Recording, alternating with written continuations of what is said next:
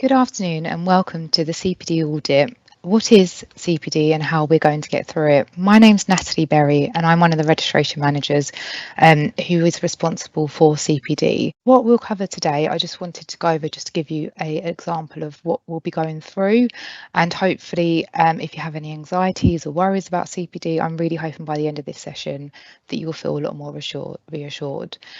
So what the HCPC is and why we ask for CPD.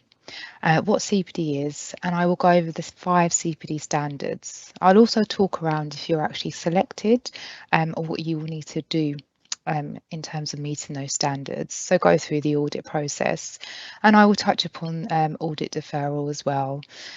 I will also throughout the presentation just be touching on points around common myths because I know from speaking to many of our registrants things do come up sometimes that aren't always factually true but do put a lot of fear into people. So let's kind of get through the myths and hopefully, like I said, reassure you.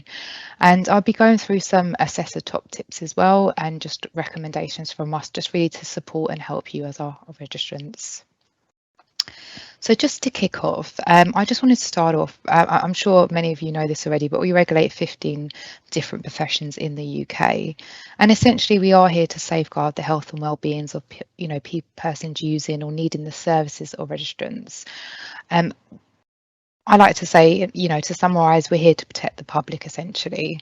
And CPD really feeds into a part of that because we want to make sure you're keeping your skills and knowledge up to date and practicing safely and effectively. So that is the main purpose of CPD. We are separate to professional bodies and trade unions, although we do work very closely with them, and we are overseen by the Professional Standards Authority, who I generally kind of say is the regulator of the regulators, so they ensure that we are doing what we are meant to do.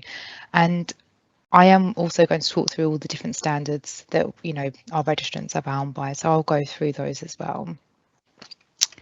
So just moving into the next slide, I thought it would be helpful just to share with you, as I said, these slides will be shared with you, but the 15 different professions we regulate. I know we are joined by many different professions today, so it's great to have you all online today. And I've just included in there kind of when your renewal opens and your deadline, because that is in parallel with if you are selected for CPD, it is the same date, so it's easier to remember.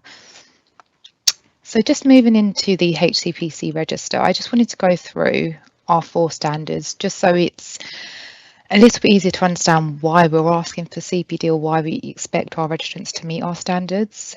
So our first standard of education and training, this essentially sets the standards for any kind of training or courses that are, people may attend, and ensuring they're approved to come onto the register. So they're meeting certain standards and criteria. And then we have our standards of proficiency. And if you've joined our register via the international application route, you'll know that there's 15 different standards of proficiency for each of our professions. And these are the standards you need to meet if obviously you have qualified abroad. Again, it's just ensuring you meet that threshold level that we would expect of a UK graduate as well. And then we have our standards of conduct, performance and ethics, and these are the standards the same across all 15 of our professions. And this is essentially what we expect from our registrants in terms of their conduct and performance and obviously ethics. And then lastly, by no means least important is CPD, so just continuing professional development, and I will refer to it just throughout the presentation as it's a bit of a mouthful, just the CPD, just to confirm. So we'll be talking more about that today. So just moving into kind of the meat of the presentation, what is CPD? So essentially, as I mentioned, it is keeping your skills and knowledge up to date, ensuring that you're working safely and effectively. What's really important to mention here is that although you may have graduated and you did a lot of work and you're qualified, things in the profession are constantly changing, and we just want to ensure that our registrants is up to date with that knowledge, and essentially whoever their service user is working safely and effectively. CPD does need to be related to your scope of practice, whether it be your current or future practice. It does need to be related to your scope of practice. And it is also outcomes based. So we don't do points and hours. It is more around what you get from the CPD, how it benefits you and how it benefits your service user as opposed to you need to do X amount of hours. And it is self-directed and self-managed. So there's no official sign-off from a manager or an employee.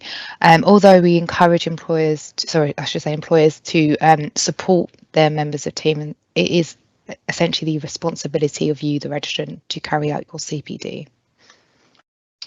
So what I'm going to do, what I thought might be helpful in today's session, because I know mainly the queries you get is kind of what should I be doing, but also if I get selected, what do I need to do? And I think there's quite a bit of worry around that sometimes. So I'm really hoping if I break down what you'll need to do from each standard perspective and how that would relate into a profile, essentially, if you were selected, hopefully that will ease your minds a bit. So standard 1, maintaining a continuous, up-to-date and accurate record of your CPD activities. So just going into a very brief illustration, I just thought to kind of simply put, it is literally keeping a record of your CPD. So however you do that is completely up to you. It could be you have an Excel spreadsheet, or it could be that you're using maybe a CPD app, as there are some out there that you can log your CPD. The one thing I would recommend against is saving it onto a work system, and the reason why is because if you were to lose that or leave the organisation, that you may find it really difficult to access your CPD records. And we've had this situation before, and it can cause, naturally quite a bit of stress. So please do keep your own record of your CPD.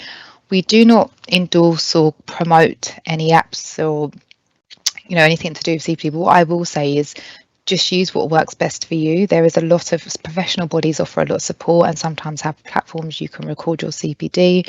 As I say, there's independent apps out there that are designed for basically recording your CPD as well. Or you could do the old school way, like I said, an Excel spreadsheet or something along those lines. As long as you have a record, there's no right or wrong. And you'll see simply keeping a record is around what did you do and when did you do it. You might want to put a bit more detail. I've kind of kept it quite brief on here, but you might want to put a bit more detail of just a brief description of what you've done. Because as I always say, I don't remember what I done last week, never mind kind of 2 years ago. So if you are selected, we're asking you for that 2-year period. So it is some time ago. So please do keep a record. And it is a part of, meeting standard 1. So that's the first step around CPD. And I'm just going to move into standard 2. So this standard is around a mixture of activities that are relevant to your current or future practice. So what we mean by that is that, for example, there's many different types of learning. Actually, that will move me into my next slide quite nicely if I just get that up so you can have a look. So we've got work-based learning, professional activity, formal educational, self-directed, and then other. And by no means is this an exhaustive list of activities. We do have a lot more examples on the website, but I just wanted to capture a few just to get you thinking about your activities. What we find as registrants through conversation that I have with many of them is that sometimes they're doing CPD and don't actually realise they're doing CPD, which is great. But it's also, it's good to recognise what you are doing so you can then make that record as mentioned in standard 1. So work-based learning, you may be offered some in-service training, reflective practice, work shadowing. What I must say on this point here is that employers are encouraged to support their employees, their team members to do CPD, although we don't regulate employers, so there's no stipulation that they have to, because we have this raised with us as well where there is complaints there's not enough time and work's very busy, and I completely understand. So we do encourage, but there is a vast variety of activities you can be doing. So hopefully that will ease the stress in terms of you can do things like self-directed learning, reading journals and books. There are formal educational courses you could attend, conferences, research, professional activity. So you may have some professional body involvement or mentoring, or you may put yourself forward at work for things like work shadowing, reflective practice, or it may be that you've attended a meeting at work that some learning points have come from and you've made some reflective notes on that. So there are many different things you can do, but the important bit here is that you are doing a mixture in order to meet standard 2. And to be honest, you could argue the fact that a mixture is any more than 2. I would encourage that you can do as many as you can, because we do know through research you learn only so much from one type of activity. So I would definitely just encourage, although I know some might be more accessible than others, but yeah, just to think about the mixture of learning, and also just to think about what you're already doing that could be considered a CPD, something you're learning from. So I just go into my first myth here, which is quite good timing. So the only thing I can do for CPD is attend formal courses. So that is a myth. It does come up very often. That's why I've included it in the presentation today. You do not need to attend, big, shiny, expensive courses and get these really nice certificates. By all means, if you want to, that's absolutely fine, but that is not the only way that you can do your CPD. There is a huge variety of CPD, and please do take a look on our website, the different types of activities. So yeah, I just wanted to clear that up, because I think sometimes we do get, well, I don't get sent on any training at work, so I can't do CPD. There are many different ways of doing CPD, and although formal is a part of it, it's not the only way. So hopefully that's cleared up any confusion around that. So I'm going to move into standard 3 and 4, and I've grouped these together simply because, well, they complement each other in a sense. They're around reflection.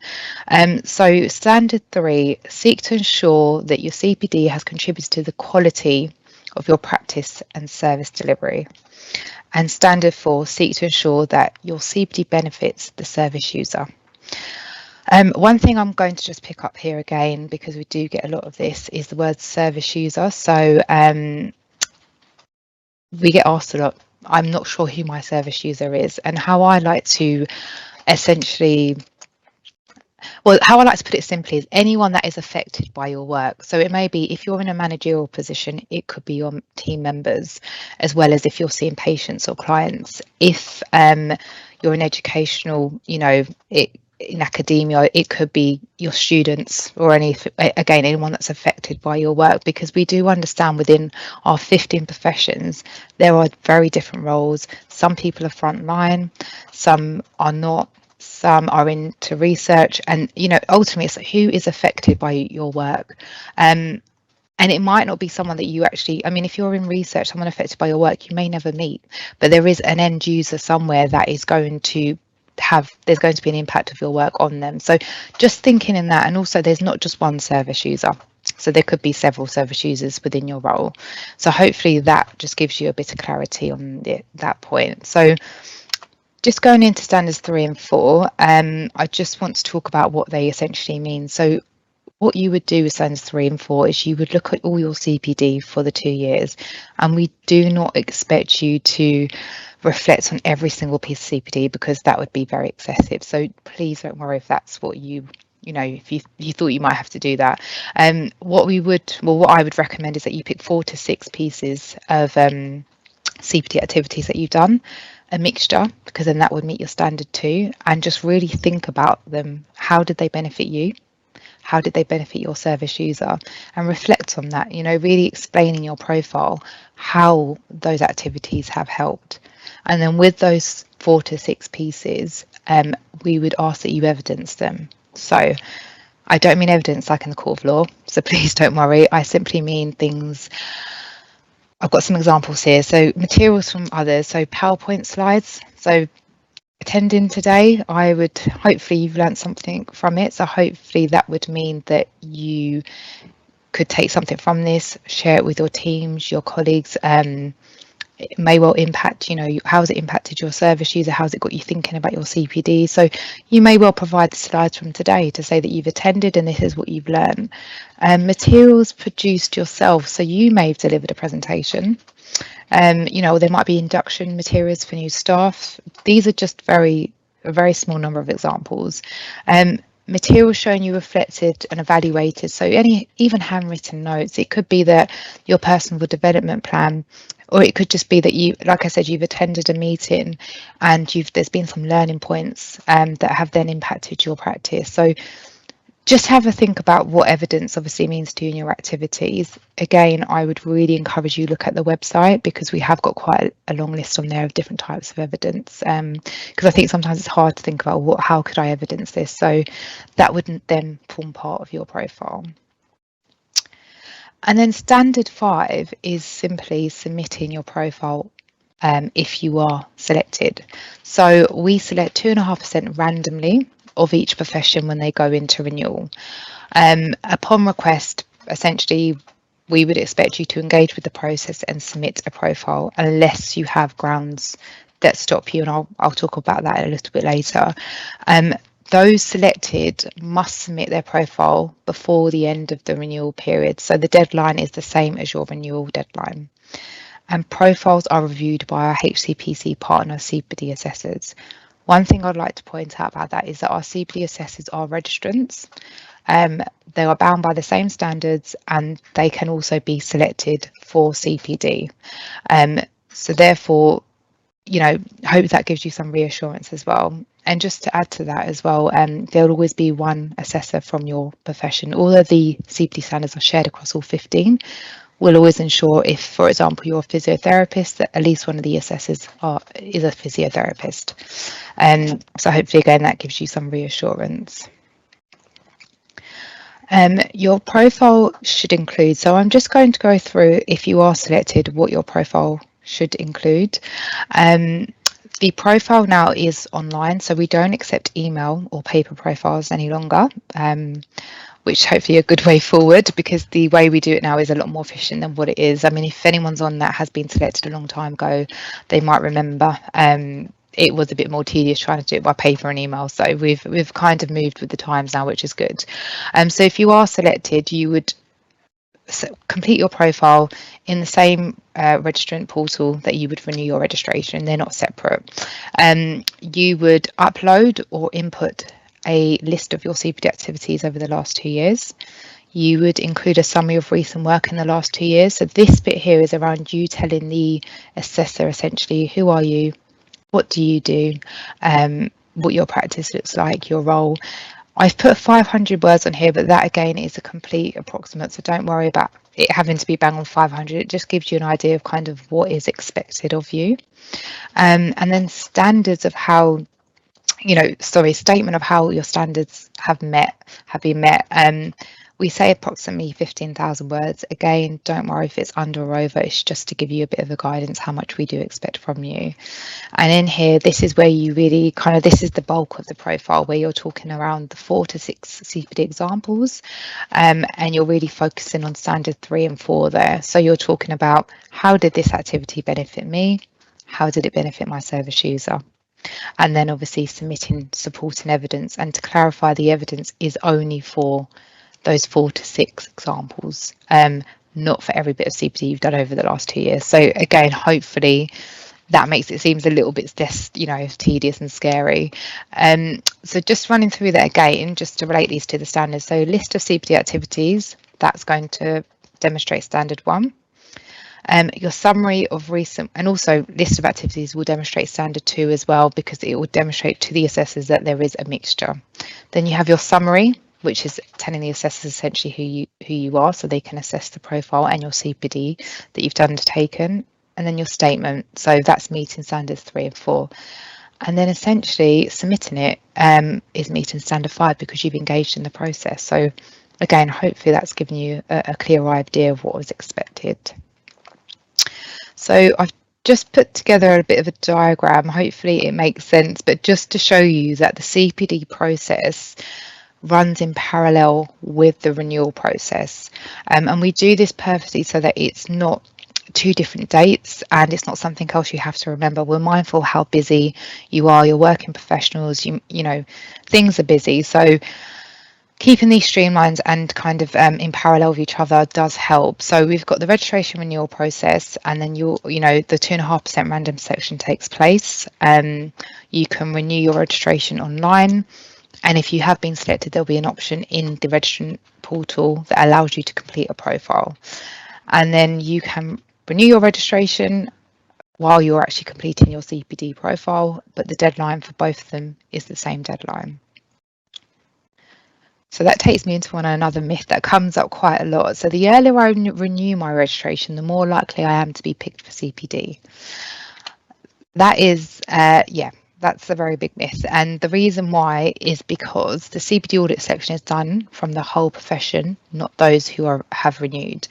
And actually the random selection runs in parallel with when the renewal window opens. So it has basically selected everyone before they've even gone into kind of being able to renew. So it runs in parallel. So I say this to say, do not delay renewing your registration. The renewal part is pretty straightforward. I hope you've experienced that.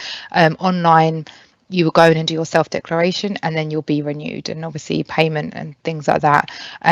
Whereas obviously we're mindful CPD can take a bit more time, but you do have 3 months to complete this. So I would encourage you, make sure you renew your registration even while you're doing, and while you are doing your CPD, you will remain on the register, just to clarify. So myth 3, I think that takes me in, and I might have just covered this actually, but I've been selected for CPD audit, so I can only complete my renewal once I've submitted my profile. And again, that is not true at all. They are 2 separate processes, but do run in parallel, as I've just explained. So yeah, the key message to take away from this is, I know we have psychologists in renewal at the moment, so if you've joined us and you're a practitioner psychologist, please do renew your registration. And if obviously you've been selected for CPD, then please don't wait until you do that to renew your registration. So I'm just going to move into deferrals. So I spoke earlier around, obviously standard 5 would be ensuring you submit a profile to us. However, we know that life can happen, things can happen. So there is an option that we have available to defer your profile, your CPD audit, and it's only under exceptional circumstances. So I'll just talk around some of the reasons why you might be deferred. So for example, maternity leave, long-term sickness, things like maybe family bereavement. So anything that you feel you're not able to complete the audit, you're not able to engage right now, please do let us know. You can request a deferral via the registrant portal under the FAQs, and within that it would simply ask you for an explanation of why you're requesting a deferral and to upload evidence. So maternity leave, it could be something like a MAP B1 certificate. Long-term sickness could be a fit note or something from your employer. A bereavement could potentially be supporting from your employer or a death certificate. So something to support your reason for deferral. What I will say is that being too busy is not a reason for deferral. So if you are thinking of deferring your CPD, just have obviously a good think about whether you should and the reasons why.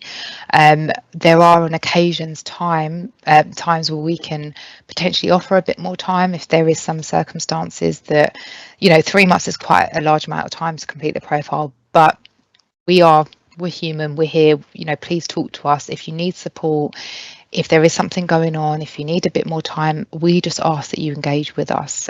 So reach out to us, email us or call us, just let us know and we can try and do our best to work with you. Because as I say, we're human, we're not here trying to catch you out, we're not here trying to trip you up in any way. Just we will offer as much support as we can. So please do just let us know if you do need any support. So going into myth 4, if I don't submit a good CPD profile first time, I'll be removed from the register. Again, that is a myth, and the reason why I wanted to conclude this is because I know I've spoken to registrants who are pretty much petrified that if they get selected and they submit a profile and it's not good enough, they will just be taken off the register. And what I just want to clear up, the process doesn't work in that way. And as I say, we're not here to trip you up. Our purpose is because we want to make sure you're keeping your skills and knowledge up to date. So if we had a family member who was seeing someone, they may be vulnerable, we would want to make sure that health or care professional they're seeing is up to date. They know what they're doing, you know, and we would want the best for our family members. So that's how I kind of want everyone to maybe look at it, that we are here to just make sure our registrants are doing what they're meant to do, essentially, in a safe and effective manner. So just going off that, what I'm trying to say is that if you submit your profile and it doesn't meet the standards, there's shortfalls in meeting the standards, that's okay. We will come back to you, we'll let you know, maybe it's standard 1, maybe there's a gap in your your dated list.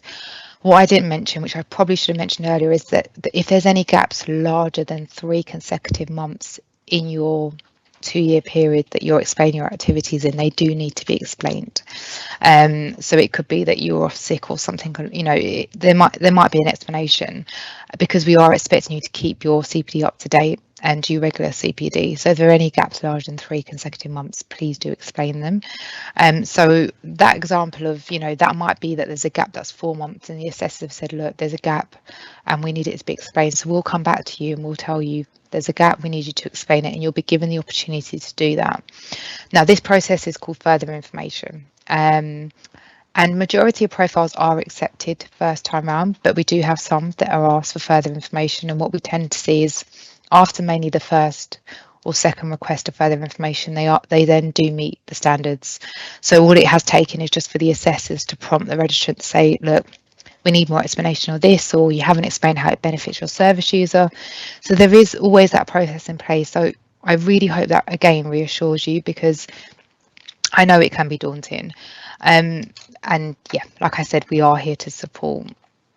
That then takes me into myth 5, because obviously on the flip side of that, if I'm selected for audit and ignore it, nothing will happen. That's a myth, because obviously we have this process in place for a reason. And not submitting a profile request may result in the removal from the register. Now, I do not say this to scare you, but I say it to say, if you are selected, please engage with us. Even if you're going through a difficult time, even if you feel like you can't do your audit right now, just reach out to us, tell us what's going on, and we can try and do our best to support you, whether it is there's grounds for deferral, or whether it is you need a bit more time, or it may just be that one of my team can just sit down and speak to you about what needs to be done, because actually it can be quite daunting, but when you actually look at what needs to be done, it doesn't seem as bad then. So please just don't ever bury your head in the sand and ignore us. Please do reach out, and we will do our utmost to help and support you through this process. And just, there are stats on our website as well around how each profession has performed in previous audits. And what you will see is, like, the positive note is that only around approximately less than 1% are removed from the register, generally for not engaging. I think we've only had a very small number for not meeting standards, but even then, they would have been given several opportunities and potentially an extra 3 months to meet those standards. So again, very supportive process, and around approximately 80 to 90% are accepted. And anyone else that hasn't has been mainly because they've deferred, or they've come off the register because they no longer need registration and things like that. So really positive numbers, and this is going across all professions. And if you want to look at your particular profession, then I would encourage you to go on our website and definitely have a look at our stats and those figures. Hopefully that'll reassure you a bit further as well. So that just takes us nicely into kind of the resource and information. We have a lot of information on our website, and I work very closely with our communications team to make sure that the information is up to date, any support we can put on there.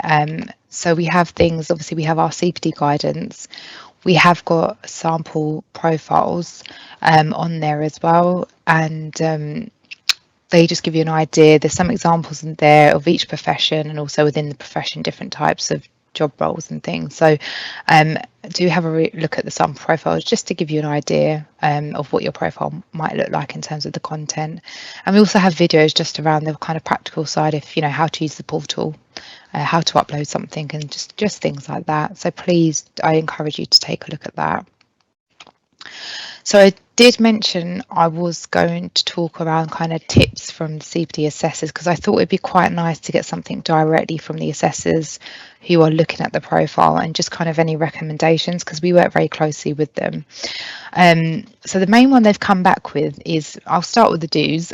Keep it simple. So, use simple language. I always say quality over quantity. We don't need to see all your CPD, and they've reinforced that message. So, what have you learned? How has it benefited you? How has it benefited your service user? And just as I've mentioned, they've recommended 4 to 6 CPD activities from the last 2 years to really home in on and focus on, and obviously evidence as well. Ensure the activities are a mixture. So again, just echoing what I've said previously in the presentation, and provide an easy to follow profile of, the evidence that's clearly titled and linked to your statement and activity. So, for example, you might be writing your statement, I carried out this formal course, please see evidence number 2. I mean, it's not essential, but it just makes the profile a bit easier to flow for the assessors, and then there's no confusion as well.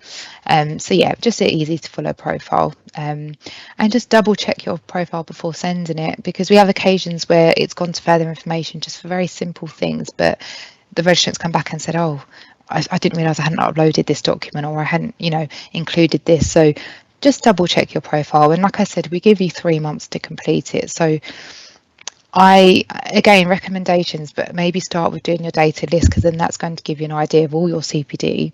And then you can look at picking out those 4 to 6 activities that are a mixture, and then start doing your reflection, which might take a bit longer. So you can take your time with that, and you can obviously save it and return to it via the portal. So a couple of the don'ts from assessors: don't send evidence for all your CPD activities. We do sometimes get profiles that have a lot of information, a lot of evidence, but don't actually demonstrate, they meet the standards. So they only want evidence to support the activities you have written about to demonstrate standards 3 and 4. So that'll be in your statement where you've written those, and not using outdated evidence. So only include activities within the last 2 years from when you are obviously selected. Sometimes registrants will send stuff outside to kind of overcompensate sometimes if there is a limited CPD within the 2 years. And again, it has to be within 2 years. So there might still be shortfalls even if you sent the things for like the last 5 years, which obviously we don't want you to do. So just think quality over quantity is the main kind of takeaway from the assessors. So just to cover, a few things I wanted to note for you to remember. So those selected for audit will receive an email. This is separate to the renewal invitation. If you've been selected before, you might remember letters were sent. We don't send letters anymore, and it is email. And as mentioned, it is separate. The email does come normally within a couple of days of the renewal, if not on the same day. So right at the beginning of that renewal window, when it opens, within a few days, you should know whether or not you've been selected for CPD. You can continue to practice during the audit process. So as mentioned before, even when obviously you've renewed and your new renewal has started, the audit process will still be continuing, because obviously we have to get it assessed and get a response back to you. But during this period, you can still practice.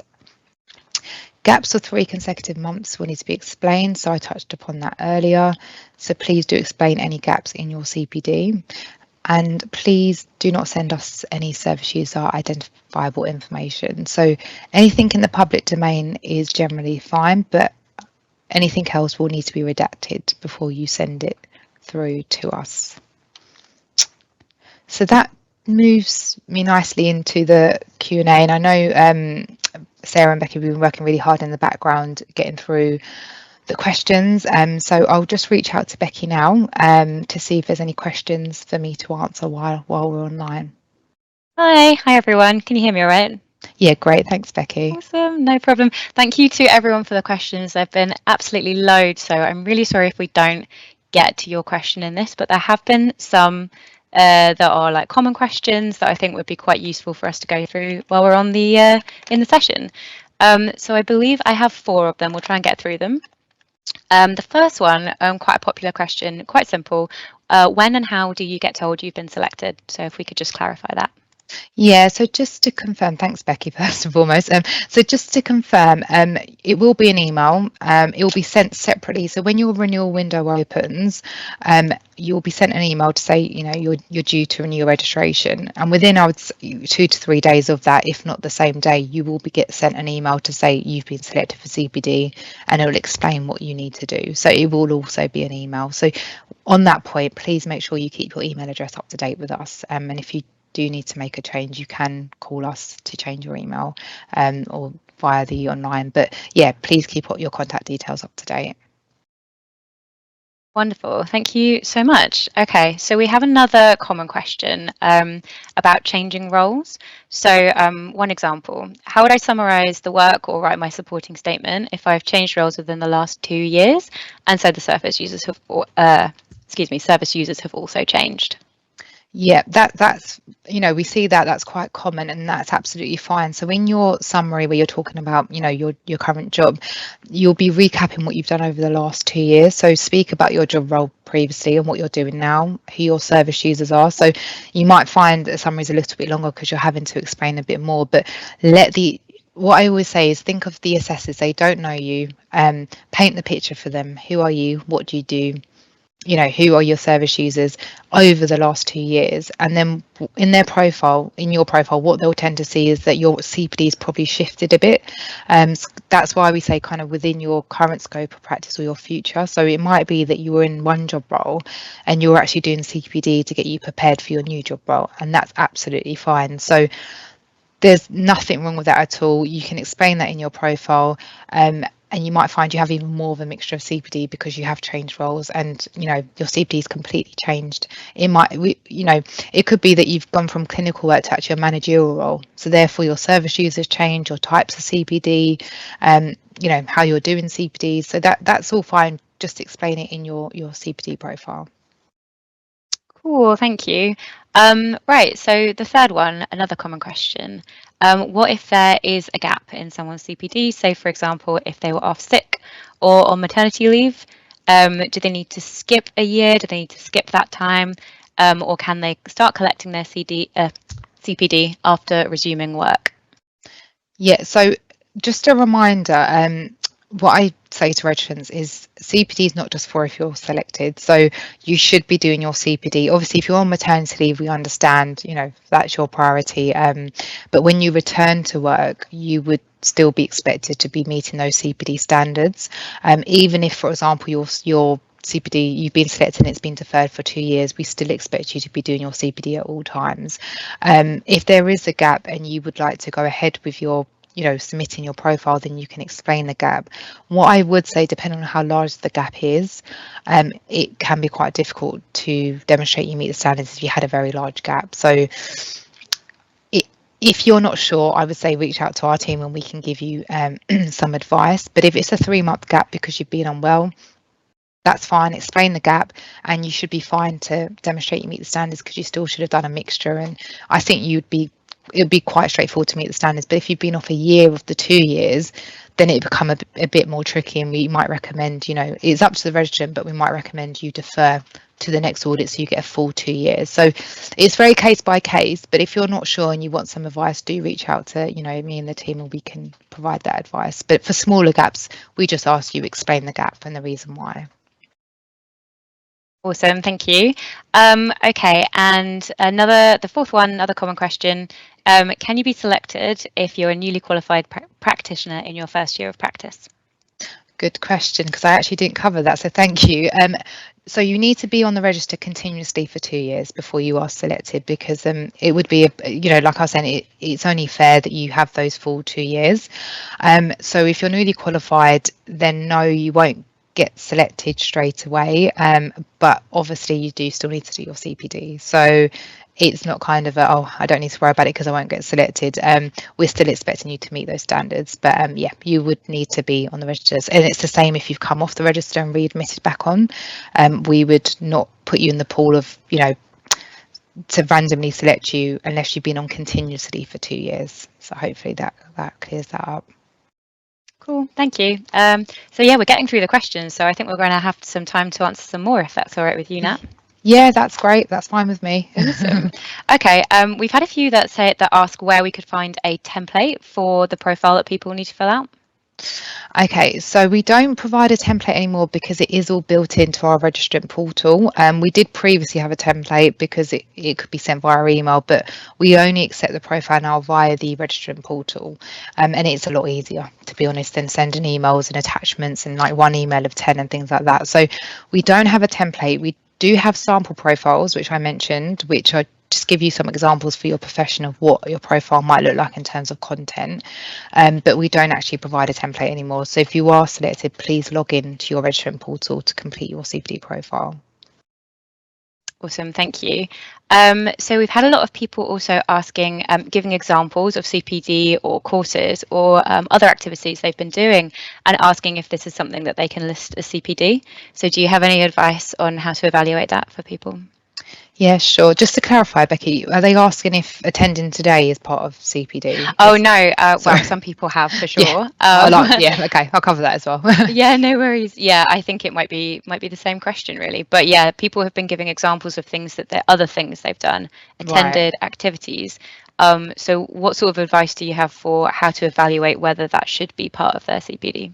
Yeah, I mean, what I normally do, because we do get asked this quite a bit, I've done this, is this CPD. So we kind of put the ball back in the registrant's court and ask yourself the questions. What did you learn from it? Did what you learned benefit your practice and your service user? So ask yourself those few questions. And I think if you can, and even if you did attend something and actually you didn't learn what you thought you were going to, but it reinforced what you're already doing, for example, that can contribute all to your CPD. So it's all around the learning and reflection. So it's not for us to say, well, I mean, obviously it has to be related to your current practice or future practice. So if it's something completely random and not related, we will turn around and say that's not CPD. But if you can demonstrate to the assessors, I've done this, this is how it benefited me, this is how it benefited my service user, or actually it didn't benefit me in the way I thought, but it reassured or reinforced the practices I'm already putting in place. All these kind of things would contribute to your CPD, but they need to be relevant. So yeah, just think about it in that way. Hopefully that answers that, because I know we do get that quite a bit. And yeah, just again around, if you've attended today, this would contribute to your CPD as well. Yeah, perfect. Thank you.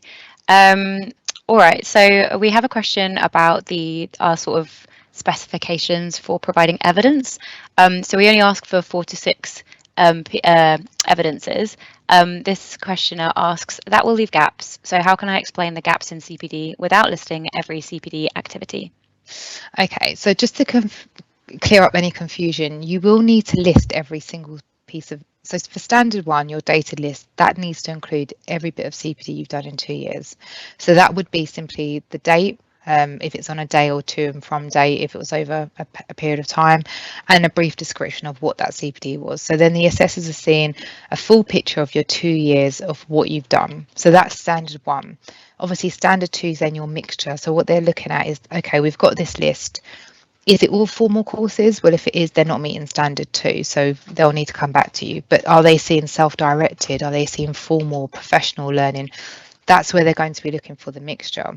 And then the 4 to 6 comes in with standard 3 and 4.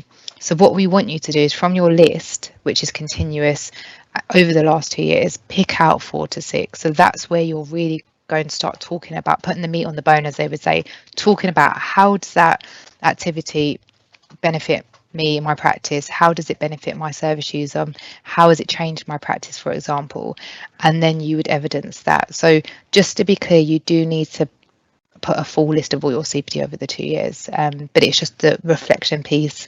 We only ask for 4 to 6 because we know it would be quite a massive profile, and also a lot of work for you if you had to reflect on every single bit of CPD you've done over the last 2 years, and evidence it as well. So I hope that's kind of cleared that up. Cool, thank you. Well, we have about a minute left, so if you're all right to move on, then I think perfect. That closes the questions. Great, thank you, Becky. So I'll just move on to wrapping up the webinar. I just wanted to say thank you so much for attending today. We do these because I really just want to reach out to all the registrants that are worried about CPD. I know CPD comes up a lot, and I just really hope that this has reassured you a bit. And just putting a face to kind of the the process, and that, you know, I have a great team behind me. We all try to support, you know, within the CPD process. So please, if you do need any support, you know, do reach out to us. So I'll just go through the kind of the more formal parts now. So, you know, thanks for coming. I would love for you to tell us what you thought. There will be an evaluation form, and we'll provide the link and the QR code. And there are, you know, there will be future events that we do post, obviously, on our website. Also, it is CPD week this week, so there is other CPD things going on this week. So do take a look on our website just to see what's coming up, to see if anything else that's of interest to you. Again, just a reminder of that hashtag, which is CPD week 2025. Please do share on social media your learnings, reflections. And just my biggest thing is, if you've learned anything today, please share it with your colleagues, your team, your managers, your members of your team, just anyone that would benefit, because I know not everyone has been able to join today, but it would just be great for you to just to share any learning. As I say, this will be recorded, and I'm very keen for this to be, you know, up on the website.